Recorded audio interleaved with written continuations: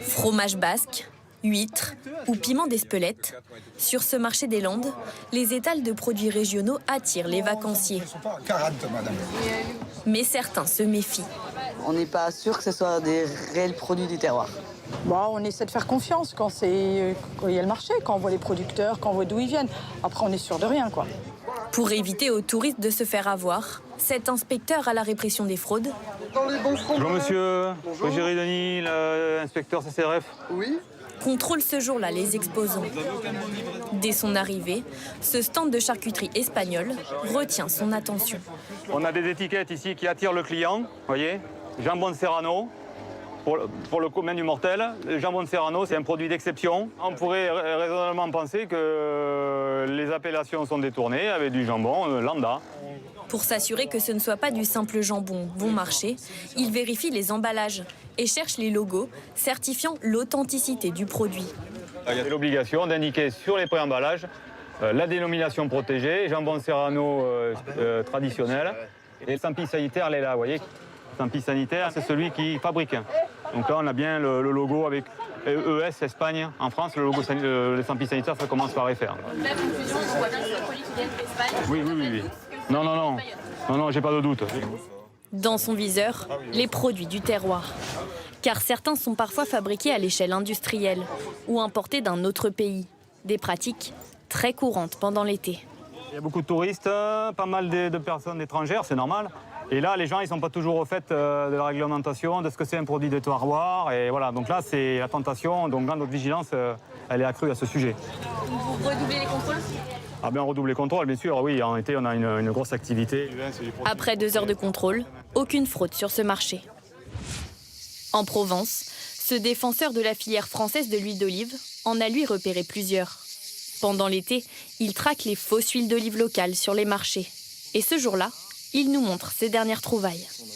Un bel exemple avec celle-ci, sur lequel il y a marqué Provence, Antibes. Et en fait, c'est écrit en petit sur le côté, provenance Union européenne. Et donc ça, une provenance Union européenne, vous pouvez être sûr que c'est pas de l'huile française. Et donc là, on a une huile premier prix de grande surface et avec une connotation provençale pour la vendre beaucoup plus cher. Et pour reconnaître une bonne huile d'olive française, vous avez le logo, huile d'olive 100% France. Et puis sinon, vous avez le logo de l'appellation d'origine protégée. Pour confirmer la tromperie, il envoie ensuite ses bouteilles dans ce laboratoire spécialisé. Ici, l'huile d'olive est analysée par des machines, mais aussi par un jury d'experts en dégustation. Et après plusieurs jours de tests, Bonjour Laurent. Les résultats confirment ses doutes. Comme tu supposais, on est bien sur une huile d'olive qui provient d'Espagne. D'accord, Voilà. il y a marqué Provence dessus. C'est ça. Une fois qu'on a établi que l'étiquette n'est pas conforme ou que le discours et l'étiquette ne correspondent pas avec le produit, on va faire un dossier et on va envoyer ça aux fraudes. Ce chef d'entreprise se bat lui pour préserver un autre produit du terroir, le savon de Marseille. Il dirige l'une des 4 dernières savonneries historiques. C'est depuis 1856 qu'on fabrique le véritable savon de Marseille dans cette pièce. Pour lui, voici la recette originale. C'est vraiment que 4 ingrédients, huile végétale, eau, soude et sel, c'est tout. 72% d'huile végétale exactement. Et voilà le résultat.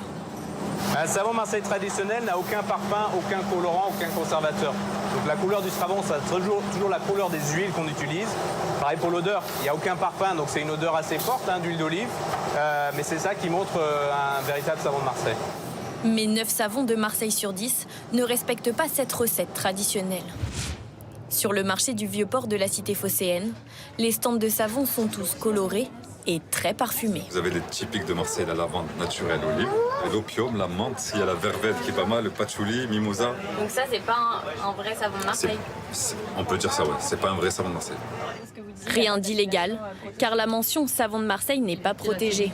En clair, n'importe qui peut fabriquer et vendre du savon sous cette appellation. Pour cet exposant, ajouter du colorant ou du parfum, c'est simplement plus vendeur. On en fabrique 72 différents. De parfum? Ouais. Les touristes préfèrent ça que le traditionnel, que ça sente bon, que voilà, c'est mieux.